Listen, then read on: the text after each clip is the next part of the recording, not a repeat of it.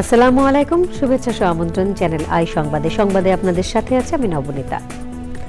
বিস্তারিত সংবাদের শুরুতেই জানিয়ে দিচ্ছি ফ্রেশ আটা ময়দা সুজি সংবাদ শিরোনাম। জুলাই ঘোষণাপত্র চূড়ান্ত করতে বৃহস্পতিবার সর্বদলীয় বৈঠক, সংবাদ সম্মেলনে জানালেন উপদেষ্টা মাহফুজ আলম। 10 ট্রাক অস্ত্র মামলায় লুৎফুজ্জামান বাবু সহ 5 জন খালাস, ভারতীয় নাগরিক পরেশ বড়ুয়ার 14 বছর ও 4 আসামির 10 বছরের কারাদণ্ডাদেশ। চলতি বছরের জুলাই আগস্টের মধ্যে নির্বাচন আয়োজন সম্ভব বলছে বিএনপি, দেরি হলে রাজনৈতিক অর্থনৈতিক সংকট বাড়বে মন্তব্য। জিয়া অরফানেজ ট্রাস্ট মামলায় সাজার বিরুদ্ধে আপিলের রায় বুধবার, রাজনৈতিক প্রতিহিংসায় সাজা দেওয়ার অভিযোগ। লন্ডনে চিকিৎসাধীন বেগম খালেদা জিয়ার স্বাস্থ্যের অবস্থা আগের চেয়ে ভালো, শুক্রবার বিস্তারিত জানাবেন চিকিৎসকরা।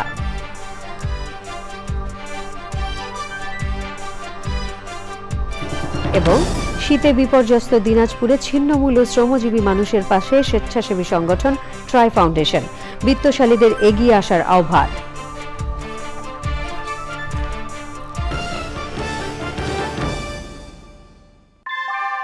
আমরা তৈরি করি বিশ্বমানের জার্মান প্রযুক্তির ভূমিকম্প সহনশীল থার্মেক্স রড, যা আপনার স্থাপনাকে নিরাপদ রাখে প্রজন্ম থেকে প্রজন্ম। সালাম স্টিল, মোস্ট ডিউরেবল স্টিল। সংবাদ শিরোনামগুলো জানাচ্ছিলাম। এখনকার সংবাদ আয়োজন একই সঙ্গে চ্যানেল আইয়ের ইউটিউব চ্যানেল এবং চ্যানেল আইয়ের ওটিটি প্ল্যাটফর্ম আই স্ক্রিনে লাইভ স্ট্রিমিং হচ্ছে। যাচ্ছে পুরো সংবাদে। জুলাই ঘোষণাপত্র চূড়ান্ত করতে সর্বদলীয় বৈঠক হবে বৃহস্পতিবার। প্রধান উপদেষ্টা অধ্যাপক ডক্টর মোহাম্মদ ইউনূস, উপদেষ্টা পরিষদ সহ সব রাজনৈতিক দল, ছাত্র সংগঠনের প্রতিনিধিদের থাকার কথা রয়েছে ওই বৈঠকে। মোস্তফা মল্লিক জানাচ্ছেন।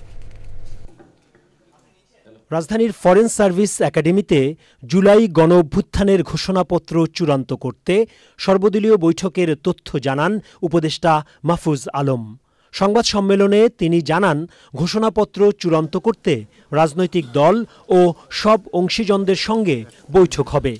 ঘোষণাপত্রটি কবে দেয়া হবে সেটিও চূড়ান্ত করা হবে ওই বৈঠকে। বৃহত্তর রাজনৈতিক দল বিএনপি, তার পরবর্তীতে জামাত এবং যারা নারী সংগঠনগুলো আছে, শিক্ষক সংগঠন, বিভিন্ন গ্রুপ অফ পিপল, স্টেক হোল্ডারদের সাথে, ছাত্রদের সাথে আমরা কথা বলেছি। যেটা জানতে পেরেছি যে তারা সবাই প্রোক্লেমেশনের বিষয়ে একমত আছেন যে ঘোষণাপত্রটি দিতে হবে। আগামী বৃহস্পতিবার আশা করি সবাই মিলে সর্বদলীয় একটি বৈঠক হবে। এই বৈঠকের ভিতর দিয়ে একটা ঐকমত্যের ভিত্তিতে একটি দলিল প্রণীত হবে এবং ছাত্রদের নেতৃত্বে যে গণ অভ্যুত্থান পরিচালনা করেছে সেই গণ অভ্যুত্থানের একটি প্রেক্ষাপট এবং গণ অভ্যুত্থানের যেই প্রত্যাশা তা এই ঘোষণাপত্রটিতে প্রতিফলিত হবে। ঘোষণাপত্রে কি থাকছে, কারা ঘোষণা দেবেন, এমন প্রশ্নেরও জবাব দেন উপদেষ্টা। জুলাই যে ঘোষণাপত্রটি আপনি বলছেন, এটা আসলে সরকার ফ্যাসিলিটেট করছে বলে জানি। ঘোষণাটা কোন ব্যানারে আসবে? আমরা যদি চাই যে 3rd আগস্টে 5th আগস্টে আমরা যেভাবে কোনো ব্যানার ছাড়া জনগণ ঐক্যবদ্ধভাবে ছাত্রদের নেতৃত্বে উপস্থিত ছিল, সেম ঘটনাটা আমরা রিক্রিয়েট করতে চাচ্ছি, যেখানে আমরা আশা করি যে ডক্টর মোহাম্মদ ইউনূস স্যার এবং অন্যান্য যারা রাজনৈতিক দলের নেতৃত্ব আছেন সবাই উপস্থিত থাকবে। ছাত্রদের নেতৃত্ব থাকবে, কিন্তু সব রাজনৈতিক দলের রিপ্রেজেন্টেশন থাকবে।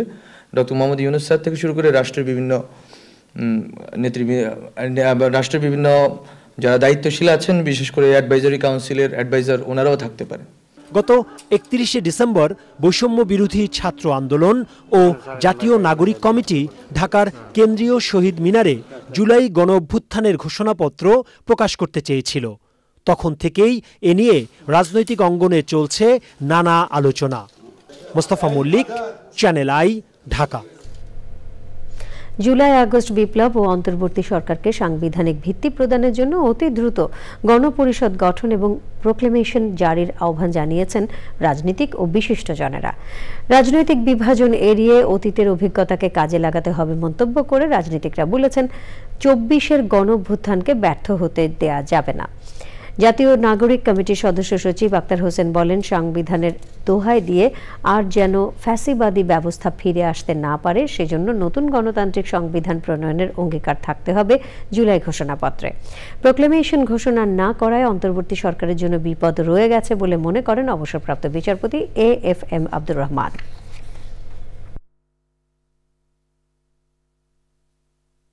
কিন্তু আমাদের সংগ্রামের ইতিহাস তো শুধু 70 বা 71 থেকে না, আমাদের সংগ্রামের ইতিহাস ব্রিটিশ বিরোধী আন্দোলনের মধ্য দিয়ে আমাদের সংগ্রামের ইতিহাসটা শুরু হয়েছে। অতএব ছাত্র জনতার পক্ষ থেকে দাবি হচ্ছে ব্রিটিশ বিরোধী আন্দোলনের সময় থেকে শুরু করে নিয়ে 40-এর দশকের পাকিস্তান আন্দোলন, 71-এর মুক্তিযুদ্ধ এবং 24-এর অভ্যুত্থানের যে স্পিরিট, এই প্রত্যেকটা বিষয়কে ঘোষণাপত্রের মধ্যে নিয়ে আসতে হবে। তারা যদি আবার পুনরায় কোনো সময় আসেন, তারা কি আপনাদেরকে ফাঁসি দেবে না আদর করবে? আদর করবে না, ফাঁসিতে ঝুলাবে। তাহলে ফাঁসিতে যেন ঝুলাতে না পারে, এইটা আমার আশঙ্কা, এটা আমার চিন্তা। আমি ফ্রম দি ডে 1 8 তারিখ থেকে আমি সমস্ত কর্তৃপক্ষকে বলছি যে আপনারা প্রোক্লামেশন করেন, নাহলে বিপদ আপনাদের জন্য আছে। বহুল আলোচিত চট্টগ্রামে 10 ট্রাক অস্ত্র আইনে করা মামলায় যাবজ্জীবন সাজাপ্রাপ্ত সাবেক স্বরাষ্ট্র প্রতিমন্ত্রী লুৎফুজ্জামান বাবর সহ 5 জনকে খালাস দিয়েছেন হাইকোর্ট। তবে ভারতের নাগরিক পলাতক পরেশ বড়ুয়াকে 14 বছরের সাজা সহ আরও 4 আসামিকে 10 বছর করে কারাদণ্ডাদেশ দিয়েছেন আদালত। আইনজীবীরা জানিয়েছেন, এই রায়ের ফলে লুৎফুজ্জামান বাবরের মুক্তিতে কোনো আইনি বাধা নেই। মাজহুর হক মান্না জানাচ্ছেন। 2004 সালের 1 এপ্রিল COFL ঘাট থেকে আটক করা হয় 10 ট্রাক ভর্তি অস্ত্রের চালান। এ নিয়ে কর্ণফুলী থানায় অস্ত্র আইন ও বিশেষ ক্ষমতা আইনে চোরাচালানের অভিযোগে 2টি মামলা হয়। মামলায় 2014 সালে 30 জানুয়ারি চট্টগ্রাম মহানগর দায়রা জজ আদালত এবং বিশেষ ট্রাইব্যুনাল 1 রায় দেন। এর মধ্যে অস্ত্র চোরাচালান মামলার রায়ে ফাঁসি কার্যকর হওয়া সাবেক শিল্পমন্ত্রী ও জামায়াতে ইসলামের আমির মতিউর রহমান নিজামী, সাবেক স্বরাষ্ট্র প্রতিমন্ত্রী লুৎফুজ্জামান বাবর, ভারতের বিচ্ছিন্নতাবাদী সংগঠন উলফার সামরিক কমান্ডার পরেশ বড়ুয়া এবং 2টি গোয়েন্দা সংস্থার ঊর্ধ্বতন কর্মকর্তা সহ 14 জনকে মৃত্যুদণ্ডাদেশ দেওয়া হয়। হাইকোর্ট চোরাচালানের অভিযোগে করা মামলায় বাবর সহ কয়েকজনকে খালাস দেন। পরে অস্ত্র আইনে করা অন্য মামলায় আপিল শুনানি শেষে রায় দেন বিচারপতি মোস্তফা জামান ইসলাম ও বিচারপতি নাসরিন আক্তারের বেঞ্চ। জনাব লুৎফুজ্জামান বাবরের জেল থেকে মুক্তি পেতে আর কোনো বাধা থাকলো না। লুৎফুজ্জামান বাবর তিনি বাংলাদেশের সরকারের একসময় গুরুত্বপূর্ণ ব্যক্তি ছিলেন, যাবজ্জীবন থেকে খালাস পেয়েছেন।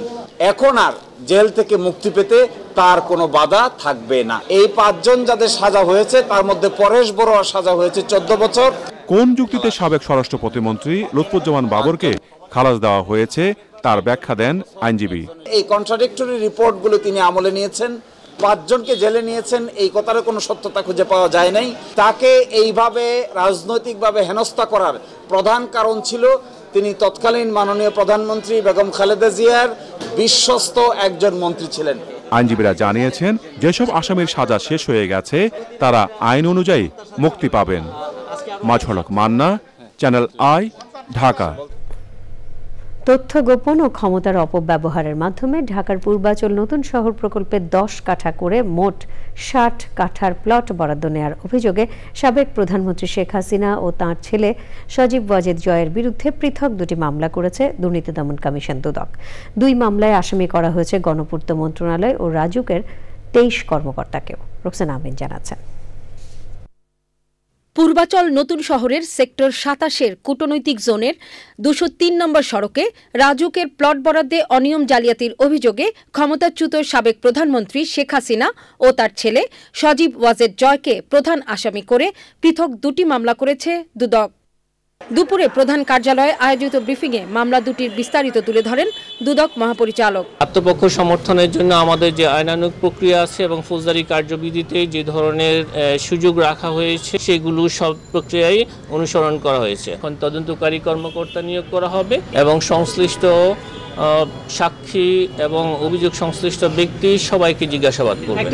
সোমবার শেখ হাসিনা ও ভাগ্নি টিউলিপ সিদ্দিকীকে সহযোগী করে শেখ রেহানা ও তার ছেলে রাদওয়ান সিদ্দিক ববি ও মেয়ে আজমিনা সিদ্দিককে প্রধান আসামি করে 3টি মামলা করে দুদক। এর সাথে সংশ্লিষ্ট সবাইকেই আইনের আওতায় আনা হবে বলে এ সময় তুলে ধরেন ডিজি।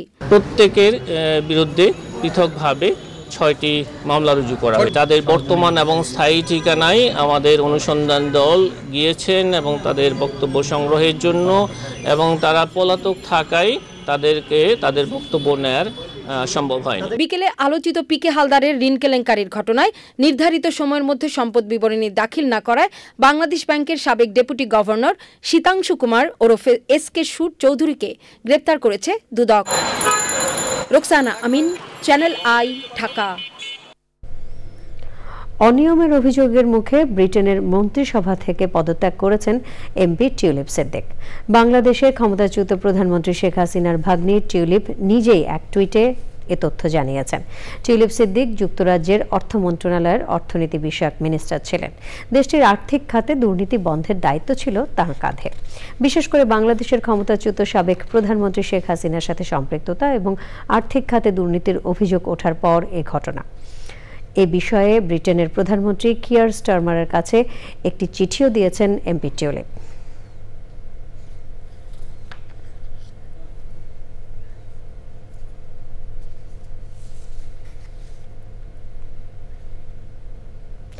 কোরিয়ান রপ্তানি প্রক্রিয়াকরণ অঞ্চলের ভূমি সমস্যা সমাধান করতে কর্তৃপক্ষকে নির্দেশ দিয়েছেন প্রধান উপদেষ্টা অধ্যাপক ডক্টর মোহাম্মদ ইউনুস।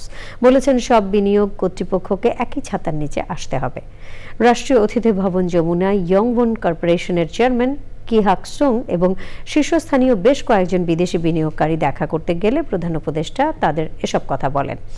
বিদেশি বিনিয়োগকারীরা বাংলাদেশে বিনিয়োগ পরিস্থিতির উন্নয়নে প্রধান উপদেষ্টার সহায়তা কামনা করেন। প্রধান উপদেষ্টা বিনিয়োগকারীদের জানান, আগামী 6 ফেব্রুয়ারির মধ্যে কোরিয়ান ইপিজেডে জমি সমস্যার সমাধান হবে। প্রধান উপদেষ্টা বিনিয়োগকারীদের আশ্বস্ত করে বলেন, বন্দরের সব কার্যক্রম গতিশীল করতে যথাযথ নির্দেশ দেওয়া হয়েছে। প্রধান উপদেষ্টা জাতীয় নির্বাচনে যে সময়সীমা ঘোষণা করেছেন, নির্বাচন কমিশন সে অনুযায়ী প্রস্তুতি নিচ্ছে বলে জানিয়েছেন কমিশনের সিনিয়র সচিব আক্তার আহমেদ।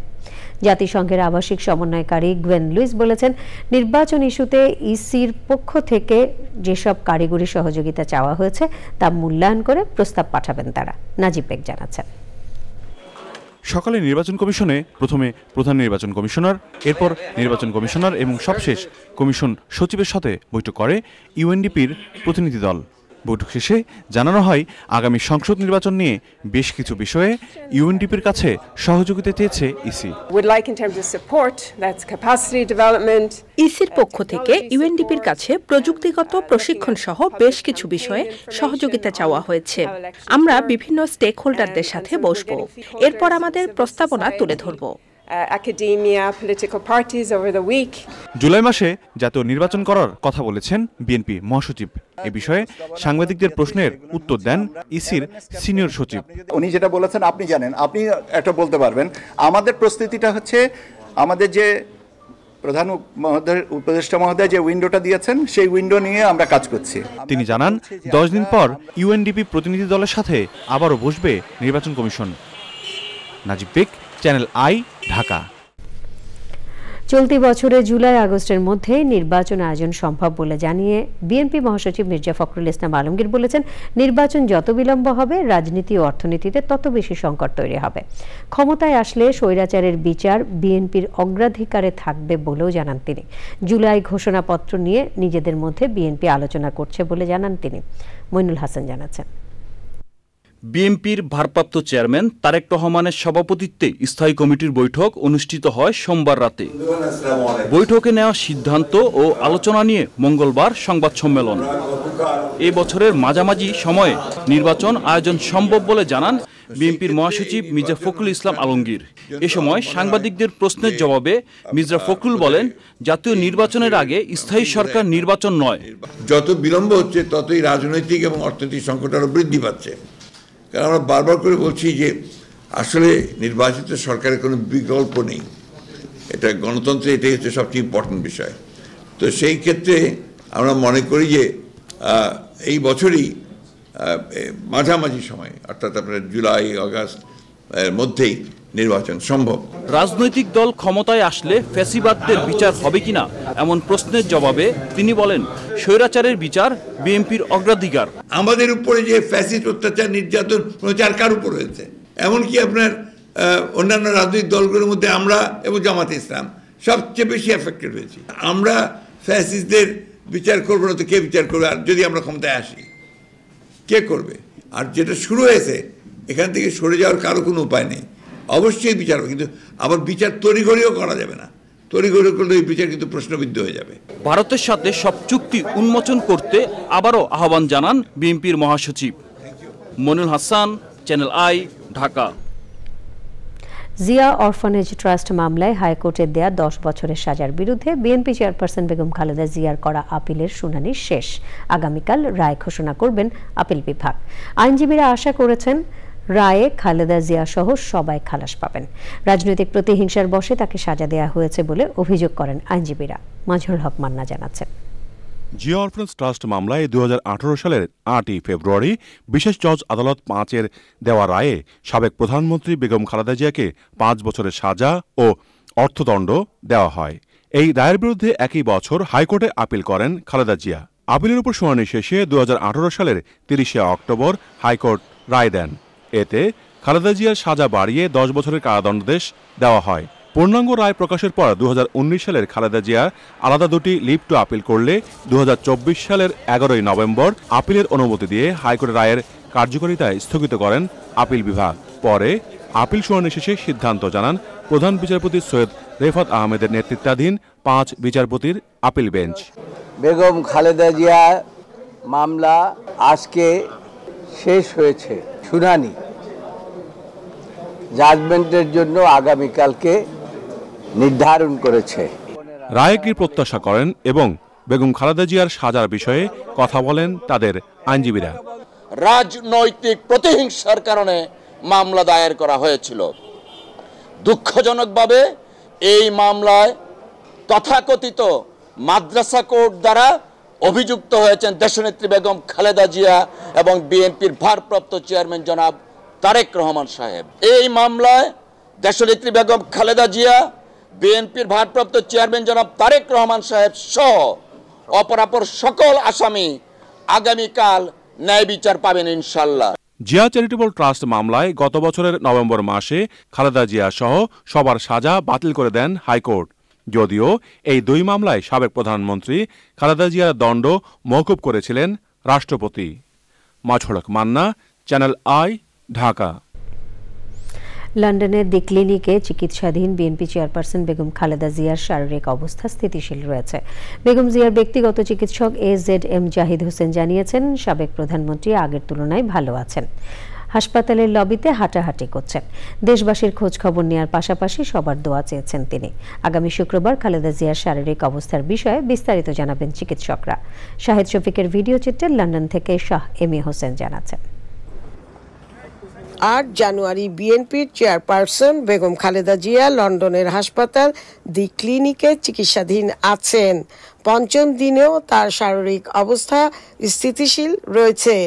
খালেদা জিয়ার ব্যক্তিগত চিকিৎসক ডক্টর AZM জাহিদ হোসেন মিডিয়াকে জানান, পরিবারের সদস্যদের সাথে বেশ হাসিখুশিভাবে আলাপ করেছেন বেগম খালেদা জিয়া। প্রতিদিনই ওনার স্বাস্থ্য পরীক্ষা করছেন এবং সেই অনুযায়ী পরীক্ষার রিপোর্টের উপর ভিত্তি করে কিছু কিছু বায়োকেমিক্যাল টেস্টও করানো হয়। তার উপর ভিত্তি করে পরবর্তীতে ওনার কিছু চিকিৎসার মধ্যেও বাংলাদেশের চিকিৎসা যা চলতেছিল তার সাথে সাথে পরিবর্তনও কিছু এনেছেন, যাতে উনি দ্রুত সুস্থ হয়ে উঠতে পারেন। এদিকে যুক্তরাজ্য বিএনপির সভাপতি MA মালেক সাংবাদিক ভাই বোনদের উদ্দেশ্যে বলেন, ভিড় না জমিয়ে সবাইকে নেত্রী তার জন্য দোয়া করতে অনুরোধ করেছেন। আগামী শুক্রবারের ভিতরে আপনারা ফাইনাল, যেটা আমাদের ডাক্তার বলেছেন, আপনারা ফাইনাল রিপোর্ট পাবেন। আমরা দোয়া কামনা করছি আপনাদের মাধ্যমে সারা বিশ্বের বাংলা ভাষাভাষী মানুষের কাছে এবং টোটাল মুসলিম উম্মার কাছেও আমরা দোয়া চাচ্ছি যে বেগম খালেদার জন্য আপনারা দোয়া করবেন। খুশির কথা হচ্ছে বেগম খালেদা জিয়া দেশবাসীর কাছে দোয়া চেয়েছেন এবং তিনি এই হাসপাতালের লবিতে হাঁটাহাঁটি করছেন। তিনি দেশের লোকজনের খোঁজ খবর নিচ্ছেন দলের লোকজনদের কাছ থেকে। দি ক্লিনিকের সামনে থেকে শাহ এমি হোসেন, চ্যানেল আই, লন্ডন।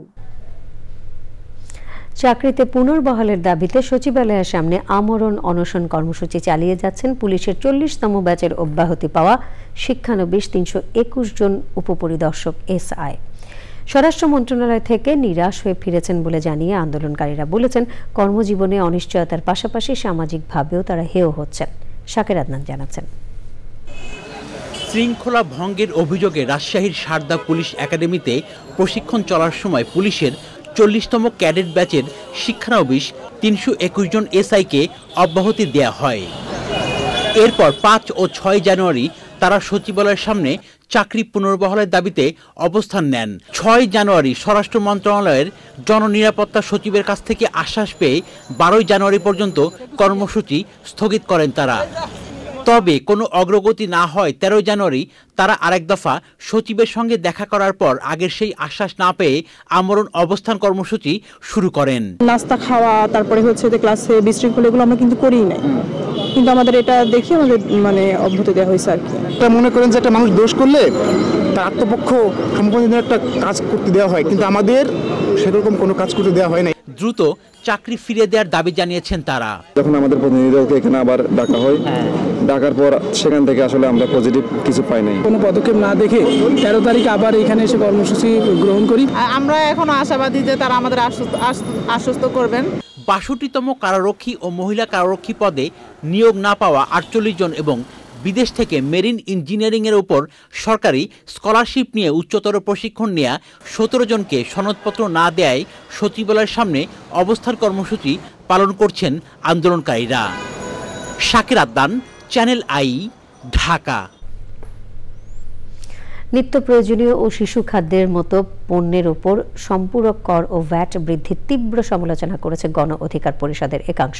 তারা বলেছেন, এক লাফে এত ভ্যাট বৃদ্ধির ঘটনায় রাজনৈতিক দল ক্ষমতায় থাকলে আন্দোলনে নামত মানুষ। তবে ইউনূস সরকারকে নীতিগত কারণে সময় দিয়েছেন বলে জানান তারা। জান্নাতুল বাকিয়া কেকা জানাচ্ছেন। নিত্য প্রয়োজনীয় বেশ কিছু পণ্যের উপর ভ্যাট ও সম্পূরক শুল্ক বাড়ানোর প্রতিবাদে পল্টনে গণ অধিকার পরিষদের একাংশের সংবাদ সম্মেলন।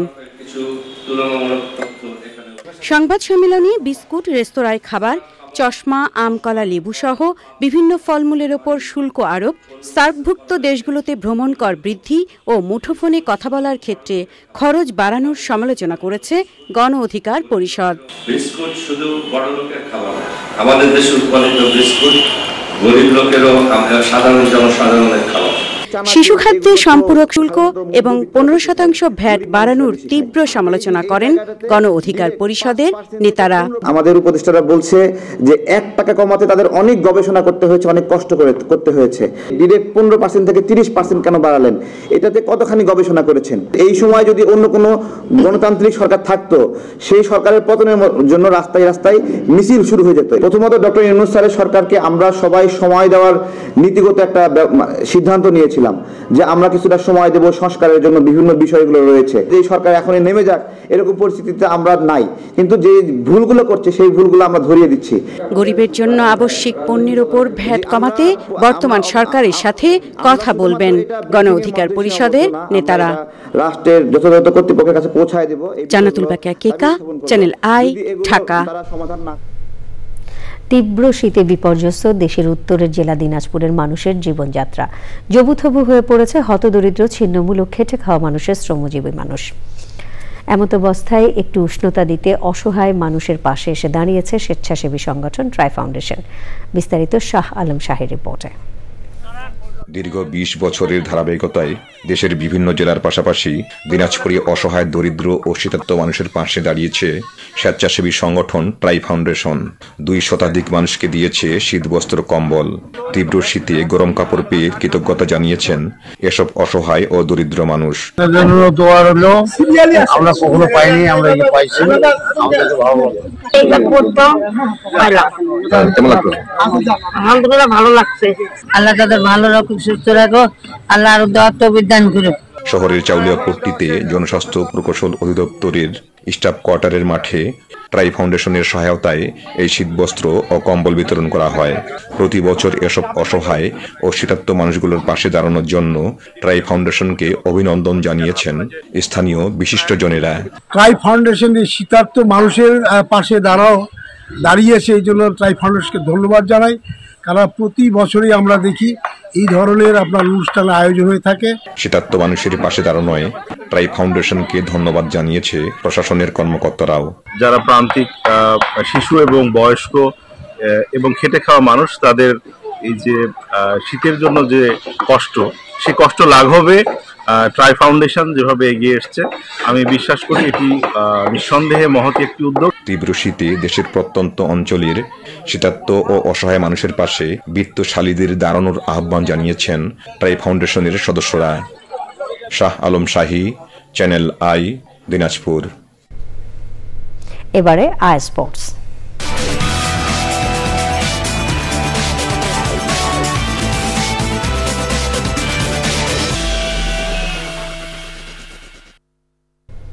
আই স্পোর্টসের শুরুতেই বিপিএল আপডেট। দেশ বদলাই, পৃথিবী বদলাই, আবার এলো বিপিএল, এলো বিপিএল। ঢাকা ও সিলেট পর্ব শেষে বিপিএল এর উত্তাপ এখন চট্টগ্রামে। বৃহস্পতিবার থেকে খেলা শুরু হবে বন্দরনগরীর মাঠে। আসরের দ্বিতীয় ধাপ শেষেও পয়েন্ট টেবিলের একক আধিপত্য ধরে রেখেছে রংপুর রাইডার্স। ব্যক্তিগত সাফল্যে বিদেশিদের ছাপিয়ে 22 গজে রাজত্ব করছেন বাংলাদেশি ক্রিকেটাররা। বিপিএল সিলেট পর্বের রিভিউ করেছেন আরিফ চৌধুরী। লীগ পর্ব আর নকআউট পর্ব মিলিয়ে মোট ব্যবস্থাপনা যুগোপযোগী করতে পরিসংখ্যান ব্যুরোতে আধুনিক ডেটা ওয়্যারহাউস প্রতিষ্ঠার উদ্যোগ নেওয়া হয়েছে। Capacity building of statistics service based on platform প্রকল্পের মাধ্যমে এটি বাস্তবায়িত হবে।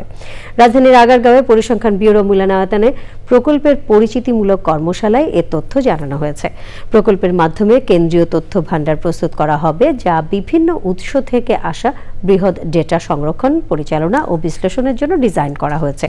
এতে কেন্দ্রীয় স্থানে একই ফরম্যাটে সব ডেটা সংরক্ষণ করা যাবে। কর্মশালায় পরিসংখ্যান ও তথ্য ব্যবস্থাপনা বিভাগের সচিব মোহাম্মদ মাহবুব হোসেন, প্রকল্প পরিচালক কবির উদ্দিন আহমেদ সহ অন্যরাও বক্তৃতা করেন। ইতিপূর্বে আমরা data analytics, big data analytics, তারপর আপনার বিজনেস ইন্টেলিজেন্স, এই কাজগুলো আমরা কখনো করতাম না।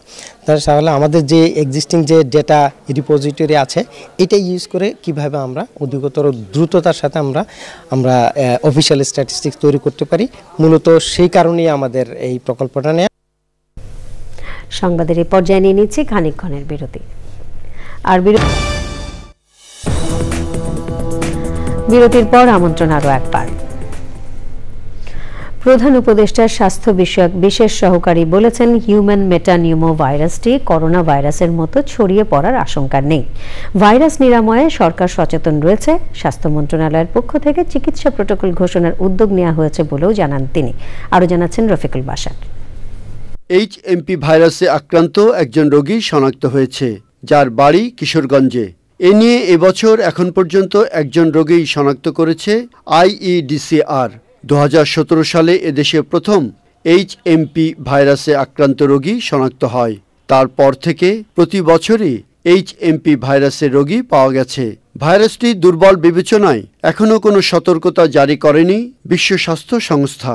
তাই আতঙ্কিত না হওয়ার পরামর্শ দিয়েছেন স্বাস্থ্য বিশেষজ্ঞ ও প্রধান উপদেষ্টার স্বাস্থ্য বিষয়ক বিশেষ সহকারী অধ্যাপক ডাক্তার সাইদুর রহমান। বিশ্ব স্বাস্থ্য সংস্থা বা কোনো রেগুলেটর যেহেতু অ্যালার্ম জেনারেট করেনি, আমাদের সামর্থ্য আছে, আমাদের ল্যাবরেটরি সামর্থ্য আছে। আপনারা জানেনই, কারণ কোভিড মোকাবেলা করতে গিয়ে আমাদের যে ল্যাবরেটরি সামর্থ্য আছে, সেটা আমরা যখন চাইবো তখনই আমরা এটা ব্যবহার করতে পারবো। সাধারণভাবে একটি ফ্লু যেভাবে চিকিৎসা করেন সেভাবে চিকিৎসকরা করবেন। আপনারা এটা সাধারণ যে রোগ জ্বর কমানো এবং অন্যান্য পরামর্শগুলো মেনে চলবেন। একটু পানি বেশি খাবেন, পুষ্টিকর খাবার দাবার খাবেন। এর বাইরে এই পার্টিকুলার ভাইরাসের বাংলাদেশে উপস্থিতি নিয়ে সাধারণ মানুষের আতঙ্কিত হওয়ার মতন কোনো পরিস্থিতি তৈরি হয়। বিশেষজ্ঞ কমিটি দিয়ে HMP ভাইরাস পর্যালোচনা করে চিকিৎসা প্রোটোকল ঘোষণার উদ্যোগ নিয়েছে স্বাস্থ্য মন্ত্রণালয়। ফ্লু এর জন্য প্রোটোকল আপগ্রেড করা যদি দরকার পড়ে, আমরা একটা এক্সপার্ট টিম করে দেব। এক্সপার্ট কমিটি এটা রিভাইজ করে আমাদের রিকমেন্ডেশন দিয়ে দিবে। স্বাস্থ্য বিষয়ক বিশেষ সহকারী বলেন, সাধারণ ফ্লু হিসেবে এই রোগের চিকিৎসা করতে হবে। শিশু, বৃদ্ধ ও জটিল রোগে আক্রান্তদের স্বাস্থ্যবিধি মেনে চলার পরামর্শ দেন তিনি।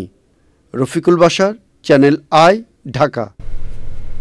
কুমিল্লায় র্যাপিড হার্ডেনিং সিমেন্ট বিষয়ক সেমিনার হয়েছে। এ সময় মেঘনা গ্রুপ অব ইন্ডাস্ট্রিজের অঙ্গ প্রতিষ্ঠান ইউনিক সিমেন্ট ইন্ডাস্ট্রিজ লিমিটেড আর ক্যাটাগরির র্যাপিড হার্ডেনিং সিমেন্ট বাজারজাত করতে উদ্বোধন করা হয়।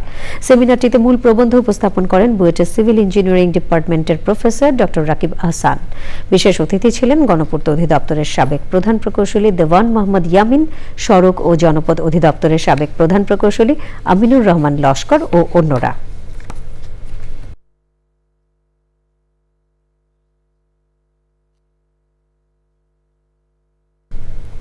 নিটোল টাটা আন্তর্জাতিক সংবাদ।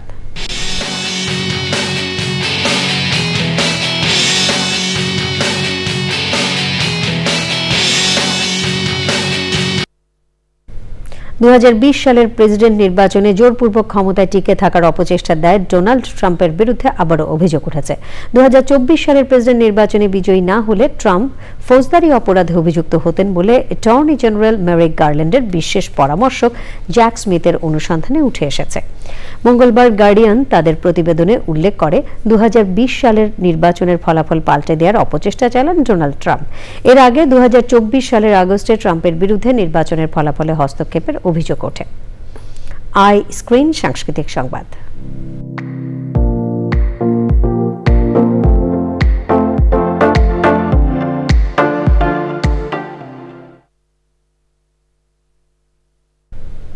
ঢাকা আন্তর্জাতিক চলচ্চিত্র উৎসবের চতুর্থ দিনে প্রদর্শিত হল ইমপ্রেস টেলিফিল্ম ও পহরডাঙ্গা পিকচার্স প্রযোজিত চলচ্চিত্র শরতের জবা। প্রদর্শনী ঘিরে বাংলাদেশ জাতীয় জাদুঘরে উপস্থিত হয়েছিলেন নির্মাতা সহ কলাকুশলীরা। সুলতানা হেমু জানাচ্ছেন। একটা মৃত মানুষ কিভাবে একটা জীবিত মানুষকে মারবে? ঢাকায় চলছে 23তম ঢাকা আন্তর্জাতিক চলচ্চিত্র উৎসব। উৎসবের চতুর্থ দিন বাংলাদেশ প্যানোরামা বিভাগে প্রদর্শিত হল অভিনেত্রী কুসুম শিকদার পরিচালিত প্রথম সিনেমা শরতের জবা। ইমপ্রেস টেলিফিল্ম ও পহরডাঙ্গা পিকচার্স প্রযোজিত চলচ্চিত্রটিতে অভিনয় করেছেন জিতু আহসান, ইয়াস রোহান, নিদ্রা দে, নেহা, নরেশ ভূঁইয়া সহ অনেকে।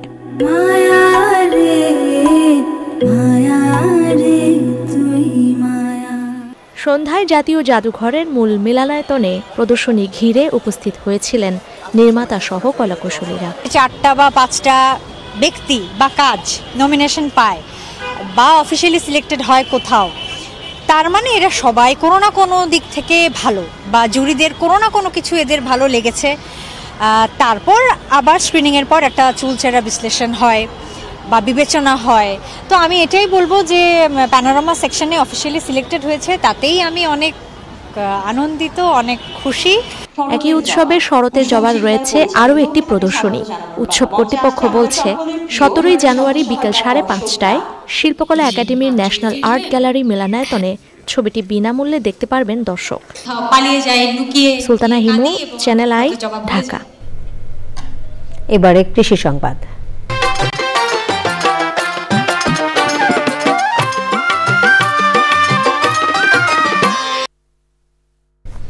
পৌষ সংক্রান্তি উপলক্ষে 200 বছরের ঐতিহ্যের ধারায় মৌলভীবাজারের শেরপুরে হয়ে গেল মাছের মেলা। নানান প্রজাতির বড় বড় মাছের 200রও বেশি দোকান নিয়ে বসেন বিক্রেতারা। মিঠা পানির মাছ কেনা বেচায় ঐতিহ্যবাহী এই মেলা এখন স্থানীয় অন্যতম উৎসবে পরিণত হয়েছে। মৌলভীবাজার থেকে MS আলমের পাঠানো তথ্য, ভিডিও চিত্রের রাজীব আহমেদ জানাচ্ছেন। বাঙালি সংস্কৃতিতে 12 মাসে 13 পার্বণের একটি পৌষ সংক্রান্তি। আর এই উপলক্ষে মৌলভীবাজারের শেরপুরে ঢাকা সিলেট আঞ্চলিক মহাসড়কের পাশে অনুষ্ঠিত হয়েছে বিশাল মাছের মেলা। 13 জানুয়ারি সন্ধ্যা থেকে শুরু হয়ে 14 জানুয়ারি শেষ হয় এই মেলা। এখানে বহু লোক বহু দূর দূরান্ত থেকে এখানে মাছ কেনার জন্য আসে। ঐতিহ্যবাহী মেলা হিসেবে এখানে মাছের আমদানিও বেশি হয়। 25 বছর পরে লন্ডন থেকে আমি আইছি মাছের মেলা দেখার লাগি, বিশেষ করে মাছের মেলা লাগি আইছি আমি। এখানকার ফ্রেশ নদীর হাওরের টাটকা বোয়াল, রুই, মৃগেল, কাতল দেখে আমি সত্যি অভিভূত। হাওর ও নদীতে বেড়ে ওঠা দেশি তরতাজা মাছ কিনতে ভিড় করা ক্রেতাদের অভিযোগ মাছের দাম তুলনামূলক বেশি।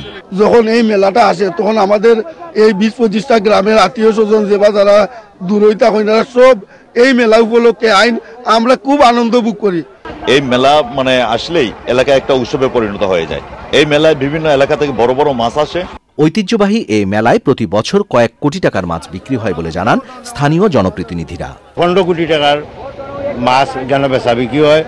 এবারও আশা করি গতবারের তুলনায় এবার আরো ঝামেলা বেশি দেখা যায়। সম্ভবত এবার আরো বেশি বেচা বিক্রি হওয়ার সম্ভাবনা লাগে।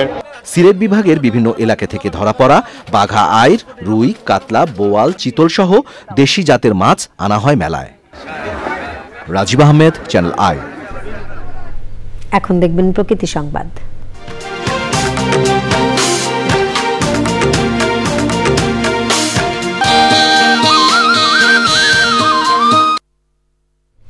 দখল ও দূষণে মরা খালে পরিণত হয়েছে পাবনার পদ্মাকোল। একটু বৃষ্টিতেই জলাবদ্ধতায় চরম দুর্ভোগে পড়েন স্থানীয় বাসিন্দারা। ময়লা আবর্জনার দুর্গন্ধে পরিবেশ দূষণের পাশাপাশি হুমকিতে জনস্বাস্থ্য। এমন অবস্থায় ঐতিহাসিক ইছামতি নদীর মুখ হিসেবে পরিচিত পদ্মাকোল খাল দখল ও দূষণ মুক্ত করতে উদ্যোগ নিয়েছে জেলা প্রশাসন। সংশ্লিষ্টদের প্রত্যাশা, এমন উদ্যোগে প্রাণ ফিরে পাবে শহরের গুরুত্বপূর্ণ এই খালটি। পাবনা প্রতিনিধি আক্তারুজ্জামান আক্তারের তথ্য, ভিডিও চিত্রে আরো জানাচ্ছেন আফরোজা হাসি। পদ্মকোল দখলের মধ্য দিয়ে 4 দশক আগে বন্ধ করে দেওয়া হয় ঐতিহাসিক ইছামতি নদীর পানি প্রবাহ। সেই সাথে দখলদারদের অপতৎপরতায় স্বকীয়তা হারাতে থাকে ইছামতিও। 2024 সালে নেওয়া 1700 কোটি টাকা ব্যয়ে ইছামতি পুনরুদ্ধার সহ সংস্কার প্রকল্প বাস্তবায়নে কাজ করছে সেনাবাহিনী। এরই অংশ হিসেবে স্বেচ্ছাশ্রমে পদ্মকোল খাল দখল ও দূষণমুক্ত করার উদ্যোগ। খালটা অবৈধ দূষণমুক্ত করার পাশাপাশি দখলমুক্ত করব এবং এটা যাতে বজায় থাকে এবং আপনাদের সকলের সহযোগিতা থাকতে হবে। বিভিন্ন সরকারি প্রতিষ্ঠানের কর্মকর্তা কর্মচারীরা কর্মসূচিতে অংশ নেন। এই পদ্মকোলের অধিকাংশ এলাকা আমাদের ভিডিপি সদস্যরা পরিচ্ছন্নতা প্রায় শেষের দিকে, এই কার্যক্রম অব্যাহত থাকবে। আমরা পদ্মকোল খাল আজকে দূষণমুক্ত এবং অবৈধ দখলমুক্ত করার প্রোগ্রামে নেমেছি। প্রায় 1,500-এর অধিক লোক উৎসবমুখর পরিবেশে খাল পরিষ্কার করছে। সংশ্লিষ্টরা বলছেন পদ্মকোল বাঁচাতে যথাযথ ব্যবস্থাপনা ও জনসচেতনতা জরুরি। সরকার যেভাবে উদ্যোগ গ্রহণ করেছে, এই উদ্যোগটি অব্যাহত থাকলে আমরা আবার সেই পুরানো বাংলাদেশ, পুরানো ঐতিহ্যতে ফিরে যাব, সেই আশাবাদ রাখি। খালের প্রবাহ ফেরানোর এই উদ্যোগ পরিবেশ সংরক্ষণের পাশাপাশি স্থানীয় জীববৈচিত্র্যকেও সমৃদ্ধ করবে প্রত্যাশা পরিবেশবাদীদের। আফরোজা হাসি, প্রকৃতি ও জীবন ডেস্ক, চ্যানেল আই। সংবাদে সময় হলো আবারও বিরতির। আর বিরতির পর যখন আপনারা দেখছেন চ্যানেল আই সংবাদ। গ্যাস সংকটে রাজধানীবাসীর স্বাভাবিক জীবনে দুর্দশা নেমে এসেছে। সারাদিন অপেক্ষায়ও মিলছে না সামান্যতম রান্নার গ্যাস। তারপরও নতুন গ্যাস সংযোগের দাবিতে মানববন্ধন করেছে ভোক্তা ও ঠিকাদাররা। গত সরকার গ্যাস সংযোগ দেওয়ার ক্ষেত্রেও বৈষম্য করেছে বলে অভিযোগ তাদের। সাদিম মাহমুদ জানাচ্ছেন। বছর জুড়েই রাজধানী জুড়ে গ্যাস সংকট।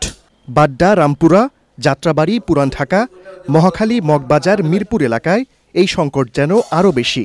কাজের বউ আসবে একটা সময়, এসে ও চুলা জ্বলে না, বাধ্য হয়ে চলে যায়। কি বলবো আর, এগুলো আর বলে আর লাভ নেই। এই অনেকদিন ধরে এরকম, ইভেন কি শীত আসার আগের থেকেও এরকম অবস্থা। সূর্য ওঠার সাথে সাথে গ্যাস নাই, আবার রাত 12টা বাজে একটু আসে। দিনভর অপেক্ষা শেষে সন্ধ্যা নাগাদ মেলে গ্যাসের দেখা, তবে সেটিও পর্যাপ্ত নয়। বাধ্য হয়েই অতিরিক্ত খরচে নগরবাসীকে খুঁজতে হচ্ছে বিকল্প পথ। রাতের 4টা বাজে উঠি, ওইটা মনে করেন ভাগ করতে উঠি, 4টাতে 5টার ভোর থেকে আর গ্যাস থাকে না। এই যে রাত্রে ভাগ করি 4টা বাজে, সারাদিন বাজারে ঠান্ডা বাতি খাইতে হয়। 4টা বাজে উঠলো গ্যাস পুরা ফুইয়া পাওয়া যায় না, রান্না হয় না, বুঝছে। 5টা বাজে জাগে। 4টা থেকে উঠলে আধা ঘন্টা, 1 ঘন্টা সময় গ্যাস পায় না। কেউ ভাত পাক করতে পারে, কেউ পাক করতে পারে না, গ্যাস চলে যায়। জাতীয় প্রেসক্লাব এলাকায় আবাসিক ও বাণিজ্যিকে নতুন গ্যাস সংযোগের দাবিতে মানববন্ধন হয়েছে। সংযোগের টাকা পরিশোধ করেও 10 বছর ধরে এরা সংযোগ বিচ্ছিন্ন। সিন্ডিকেট করে একটা চক্র অবৈধ সংযোগ দিচ্ছে, সকালে লাইন কাটে, আবার বিকালে লাগায়। নজরুল আহমেদের আমলের সিস্টেমে এখনো চালাইতেছে। এইগুলি টাকা জমা নিছে, আইন অর্ধেক করে রাখছে, এগুলি দিয়ে দাও। উৎপাদন না বাড়ালে ভবিষ্যতে গ্যাস সংকট আরও তীব্র হবে। তারপরও দ্রুতই এই ভোগান্তি থেকে মুক্তি চান নগরবাসী। সাদি মাহমুদ, চ্যানেল আই, ঢাকা। কামরাঙ্গীরচরে থানা স্বেচ্ছাসেবক দলের কর্মী সভা হয়েছে। সভায় প্রধান অতিথি ছিলেন জাতীয়তাবাদী স্বেচ্ছাসেবক দলের সভাপতি এস.এম. জিলানী এবং প্রধান বক্তা ছিলেন সাধারণ সম্পাদক রাজীব আহসান। বিশেষ অতিথি ছিলেন ঢাকা মহানগর দক্ষিণ স্বেচ্ছাসেবক দলের সভাপতি এ.এস. জহিরুদ্দিন তুহিন, সাধারণ সম্পাদক শারদ মোর্শেদ পাপ্পা শিকদার, সাংগঠনিক সম্পাদক ওমর ফারুক, যুগ্ম সাধারণ সম্পাদক কাজী মহিউদ্দিন মহি, দপ্তর সম্পাদক সাইফুল ইসলাম পলাশ। অনুষ্ঠানে সভাপতিত্ব করেন এস.এম. সায়েম ও সঞ্চালনা করেন নূর আলম সরকার। ক্লেমন পরিবারে সংযোজিত হল ক্লেমন জিরো। রাজধানীর গুলশানের একটি হোটেলে ক্লেমনের সৌজন্যে অ্যাক্টিভ পালস 10 কিলো ম্যারাথনের এক্সপোতে জমকালো আয়োজনের মধ্য দিয়ে যাত্রা শুরু করল ক্লেমনের নতুন ভ্যারিয়েন্ট ক্লেমন জিরো। আয়োজকরা জানান, শহর গ্রাম সহ সর্বত্র উৎসবে কিংবা নিত্যদিনের চাহিদায় ক্লেমন পৌঁছে গেছে মানুষের হাতে হাতে। আকিজ ফুড অ্যান্ড বেভারেজ লিমিটেডের director operation Syed Zahurul Alam, CMO Mahdul Islam এবং ক্লেমনের ব্র্যান্ড ম্যানেজার আব্দুল আজিজ সহ প্রতিষ্ঠানের ঊর্ধ্বতন কর্মকর্তারা সে সময় ছিলেন। জাতীয় বিশ্ববিদ্যালয়ের উপাচার্য অধ্যাপক ডক্টর এ.এস.এম. আমানুল্লাহ বলেছেন, নকলের সুযোগের কারণে বিগত সময়ে শিক্ষা ব্যবস্থা ভেঙে পড়েছে। হাবিবুল্লাহ বাহার কলেজের নবীন বরণ ও সাংস্কৃতিক অনুষ্ঠানের প্রধান অতিথির বক্তৃতায় তিনি কথা বলেন। কলেজের গভর্নিং বডির সভাপতি অধ্যাপক ডক্টর মোহাম্মদ তৌফিকুল ইসলাম মিথিলের সভাপতিত্বে আয়োজনে বিশেষ অতিথি ছিলেন সিনিয়র সাংবাদিক ইকবাল বাহার চৌধুরী, কলেজের ভারপ্রাপ্ত অধ্যক্ষ অধ্যাপক আলী ওয়ার্দিন সহ বিশিষ্টজনেরা। কলেজের শিক্ষার্থীদের অংশগ্রহণে মনোজ্ঞ সাংস্কৃতিক অনুষ্ঠান পরিবেশন করা হয়। রাজধানীর গুলশানে জাবের অ্যান্ড জুবায়ের ফেব্রিক্স আয়োজন করেছে 15তম স্প্রিং সামার ওয়ে।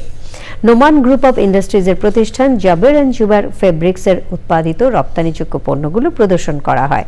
এতে অংশ নেয় দেশি বিদেশি বিভিন্ন গার্মেন্টস বাইং প্রতিষ্ঠানগুলো। প্রতিষ্ঠানটির উৎপাদিত বিভিন্ন ফেব্রিক বিশ্বের বিভিন্ন দেশে রপ্তানি করা হচ্ছে।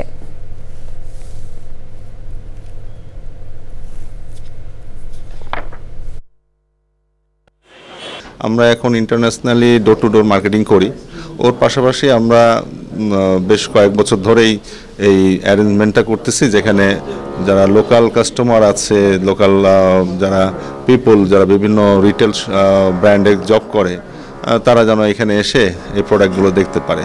সেটাকে ফলশ্রুতিতে আমাদের এই আয়োজন। আমাদের সারা বরাবরের মতনই ভালো। সংবাদের সময় হলো আবারও বিরতির। আর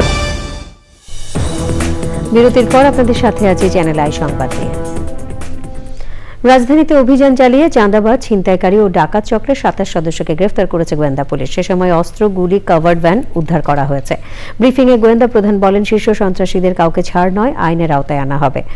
আইন শৃঙ্খলা পরিস্থিতির উন্নয়নে কাজ চলছে জানিয়ে তিনি বলেন, অপরাধীরা যাতে মাথাচাড়া দিয়ে উঠতে না পারে সেজন্য সতর্ক অবস্থানে আছে আইন শৃঙ্খলা রক্ষাকারী বাহিনী।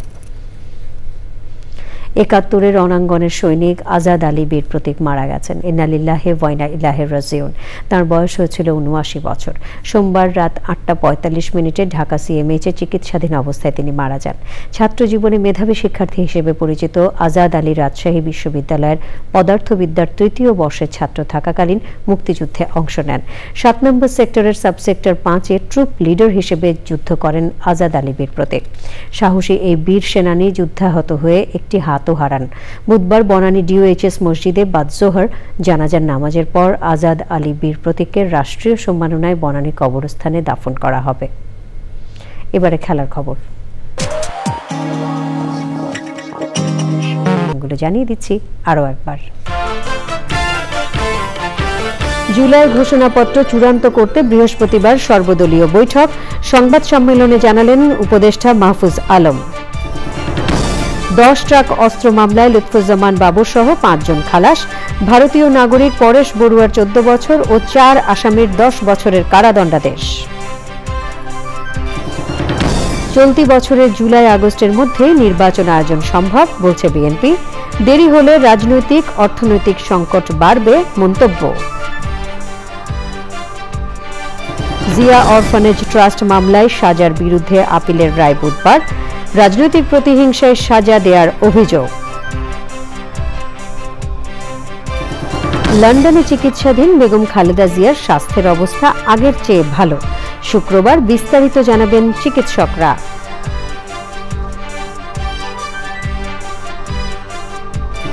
এবং শীতে বিপর্যস্ত দিনাজপুরে ছিন্নমূল ও শ্রমজীবী মানুষের পাশে স্বেচ্ছাসেবী সংগঠন ট্রাই ফাউন্ডেশন, বিত্তশালীদের এগিয়ে আসার আহ্বান।